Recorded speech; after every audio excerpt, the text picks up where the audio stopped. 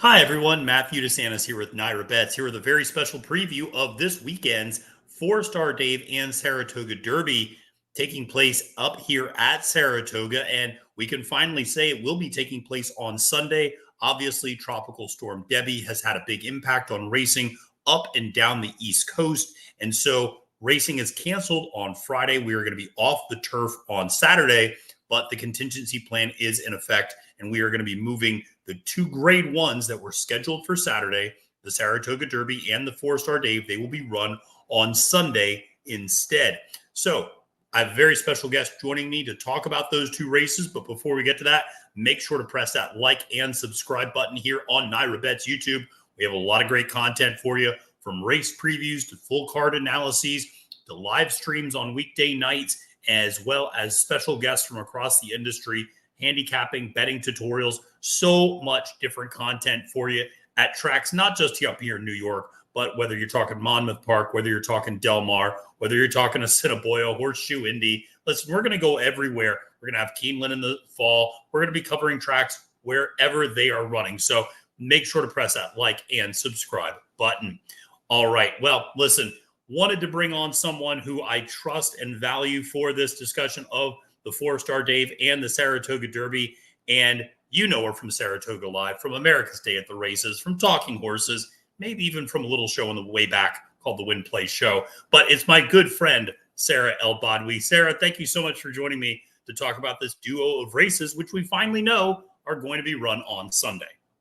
Yeah, trying to make a lemonade out of lemons, unfortunately, with a weather situation that's beyond anyone's control. But at least that plan was in place if this were to happen, to be able to get those grade ones run on the grass as intended with the fields that they have. And there are a couple horses that are cross-entered over at Colonial, another track experiencing some weather complications as well. And those horses are going to have a big say in how both of those races end up running. And so taking into account who is cross-entered in which races, and really looking at least now we've narrowed down what day these races are going to occur. So you've taken out a couple of those variables.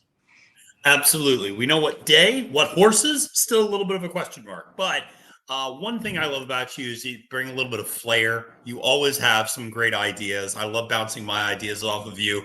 And you were so kind as to put together a little visual for the people out there of the horses that may be entered on Fourstardave up here and might be cross-entered at the Secretariat. So on Fourstardave Day, we do have some cross entries with that Saratoga Derby and Secretariat Stakes. Who are some of these horses that they have to be concerned about?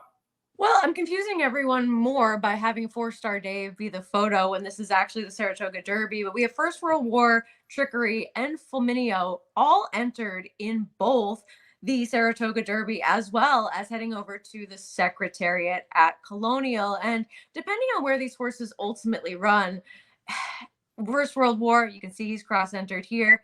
Trikari, I think he's going to be a part of the pace in either race, and he has drawn the far outside in both of them. I think Fulmineo would really prefer running a Colonial. Blinkers on First World War and the Secretariat, but not in the Saratoga Derby. So kind of interesting to see where that ultimately goes, but at least now we have a fun little visual to tell you who might run where, still up in the air. Absolutely. No, I think that's telling that Brendan Walsh is, the distinction with blinkers on in the Secretariat as opposed to no equipment change up here. You would imagine that would lean Brendan towards probably running down there to have that specific of an equipment change listed, but not having it up here. One of the things I talked to Jess Paquette about that Secretariat Stakes, and you can get that right here on NYRA Bets YouTube, but one of the things we discussed was just how much pace there was in that particular race. So it might be interesting to see. Obviously, the cross entries could make a pretty dramatic shift if a horse like Fulmineo, if a horse like Trikari, those horses, if one of them, both of them come to either one of these two races, that could have a big impact in terms of speeding up or slowing down the fields. But let's talk about this Saratoga Derby, grade 1, mile and 3/16 for 3-year-olds on the turf. We have a field of 8. We've already mentioned those 3 cross-entered horses, First World War, Trikari, and Fulmineo. And you still have some pretty interesting horses in this race, including the morning line favorite, Charlie Appleby's Legend of Time, as well as Christophe Clement's Carson's Run. and a horse that we got to know a little bit on the Kentucky Derby Trail, Deterministic, also trained by Christophe Clement. It's an interesting field. What are your thoughts on this one? Where did you kind of start? Where does your eye take you maybe a little bit when looking at this field?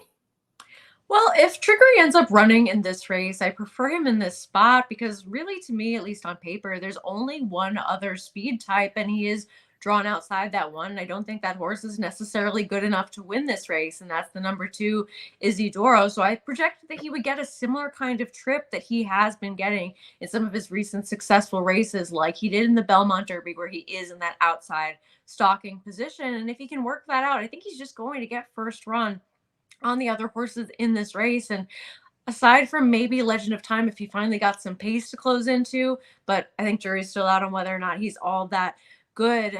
I think he might end up being the best horse in this race overall. That's also going to sit the trip. So I would love to see him in this race.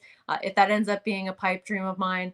Legend of Time is a horse that had a little bit of traffic in that last start, but I think the jury's still out on how good he ultimately is. And I think that at a similar running style at dissimilar prices, I'd be wanting to look at a horse like Royal Majesty instead, a horse that was closing into that slow pace that was set by White Palomino in that Belmont Derby and has been running into these slower paces, but still running well. So you at least know that he can make up some of that ground and doesn't need to be quite as far back. But if you take out Trikari towards the outside, there isn't really much pace going on in this race. And then I think that does end up compromising a lot of the more logical types. Yeah, no, I agree with you. And it's interesting. When this race was carded last week, one of the horses I really liked was White Palomino. And the reason we were talking about it one day was because of Isidoro and essentially the same setup. I really thought White Palomino would get the trip that Trikari. I say Trikari, but I think you and I are the only two who say that way. But the trip that Trikari is now going to end up getting, just stalking the pace of Isidoro basically, and then getting that first crack at it. Ironically or coincidentally, White Palomino was also in the number 8 post for that first carded attempt at the Saratoga Derby. So I do like Trikari if that horse ends up running here. I do think it's interesting to see a horse like Deterministic in this spot, obviously coming off a second place finish last time out in the Manila. We've seen that race come back pretty okay because the winner of that race, Neat, actually went off as a 7-2 second or third choice in the Hall of Fame and ended up winning that race. So we've seen, that was a good competition and honestly a good horse to finish second to. And I feel like Deterministic has at least some tactical speed. So you're right. If Trikari's not there, does Deterministic maybe get a little bit more aggressive? Does Joel Rosario decide, stop me, perhaps if I'm talking insane, but does he decide to go maybe a little bit more and press Isidoro up front rather than trying to make one big run with the lack of pace? I think that would better suit him. I remember when we were talking about what needed to possibly change for Deterministic after that very poor effort where he was favored on that Kentucky Derby Trail. And I know that there was some talk of switching him over to the turf because of the pedigree that he has. But there was also some talk of him being a horse that would prefer that one-turn mile or those one-turn races in general. And that's not going to be the case in the Saratoga Derby. So for me, jury's still out on what he really wants to do. I don't want to take him at too short of a price because he does have that dirt form and just ran a good second to a horse that we did see come back to win in Neat, who you mentioned. But how talented is he really in terms of where he fits in this older or this 3-year-old male turf division? I think that's kind of remaining to be seen and ultimately what he does excel at the most. So I want to take a wait and see approach with Deterministic. But the other Clement, who we haven't mentioned yet, Carson's Run, I think he is pace compromised in this race, but is he ultimately a horse that is a little bit better proven on the turf? Or do we think that he's just one of those horses that got lucky at Monmouth and didn't really go on from 2 to 3? Yeah, I think that it's funny. The more we talk about this race, the more I think both of us are saying the jury's still out because I'm very much in agreement with you about Legend of Time. It's not a horse that I'm enthralled about betting and certainly not at 5-2. So, that's one that I really would like to take a wait and see approach. But you're right about Carson's Run, a horse that we saw up close and personal, finish second to Galibrand in that with anticipation. And Galibrand just kind of got the jump that day and was able to kind of get past. But it's interesting. This horse, obviously is a grade one winner, winning that summer stakes up at Woodbine. The speed figures have not really taken that step forward from 2 to 3 the way you would like to see.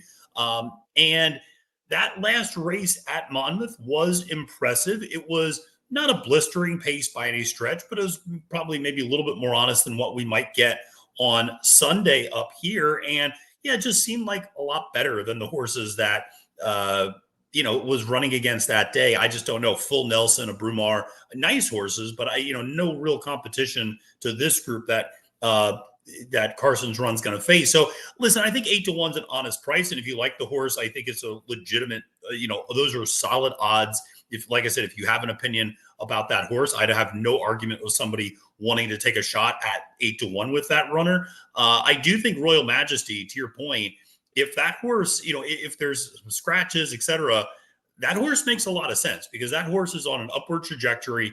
And the type of horse that I like, which is young horses, relatively unraced with increasing speed figures that have yet to run their best race. And that's kind of what Royal Majesty fits.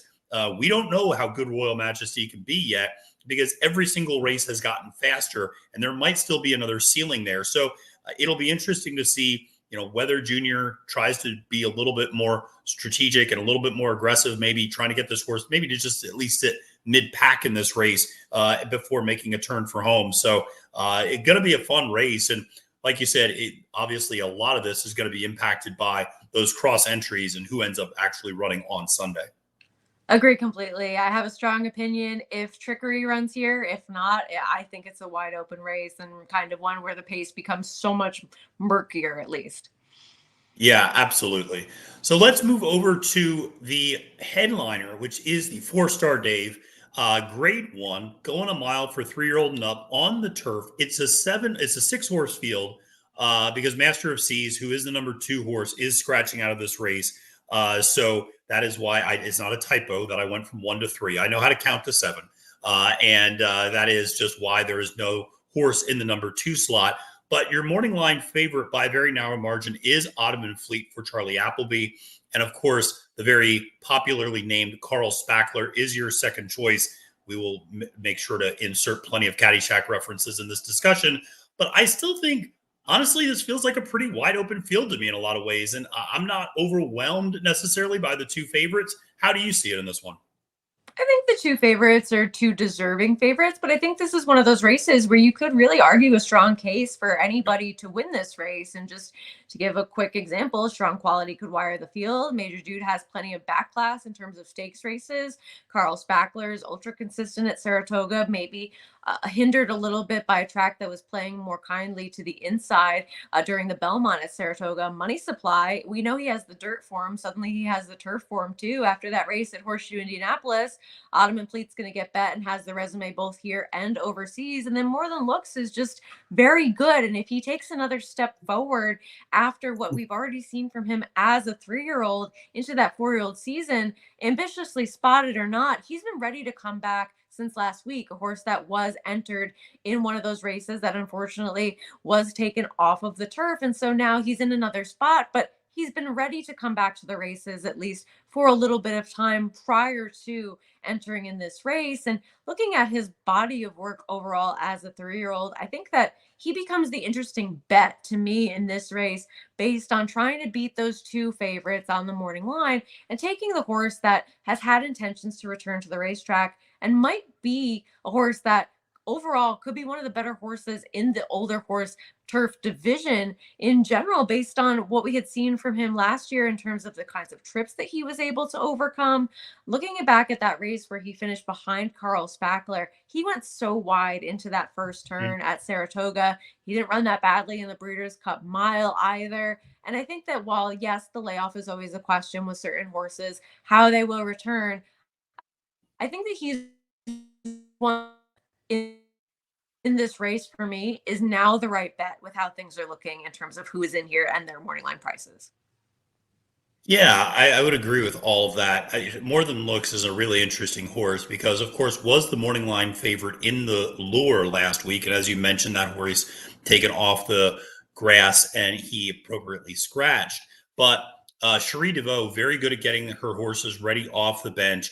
And you're right, if this one's able to not even really take a step forward, just continue the form that you saw at 3 years old, very formidable in this spot. I think the one concern that I might have with More Than Looks is simply the trip, because there's not a lot of pace on paper. I would expect Strong Quality is going to go out up front, and I don't know if anybody's really going to press Strong Quality at all. And so as a result, I just don't know what sort of pace More Than Looks is going to get coming for home. Now it's a smaller field. You've mentioned a couple of instances where this horse has run into some traffic issues, just having to go wide, etc. Probably going to be able to avoid that this time. And should mention, ran a really good race in that Breeders' Cup Mile. Actually, I mean, made up a ton of ground late and was absolutely flying. So I think is absolutely a horse that you have to take seriously in this spot.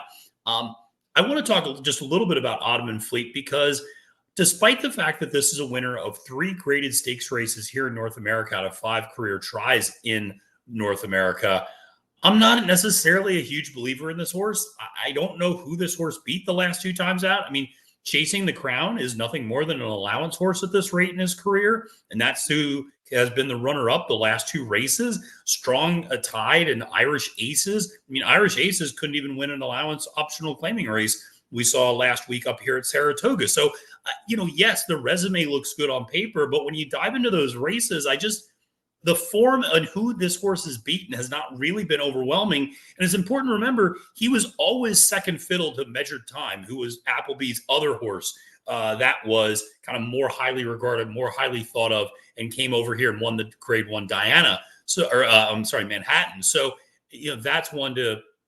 I think you can make a little bit of an argument against Ottoman Fleet in that regard.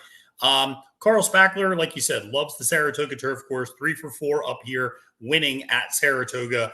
I think should be sitting a pretty useful trip. Will probably be relatively close to the pace. And, obviously it's going to take a lot of money. Looks to be training very well for Chad Brown. Tyler Gaffleone seems to fit this horse really well. And this horse always takes money and usually comes through 5 wins and 8 career starts.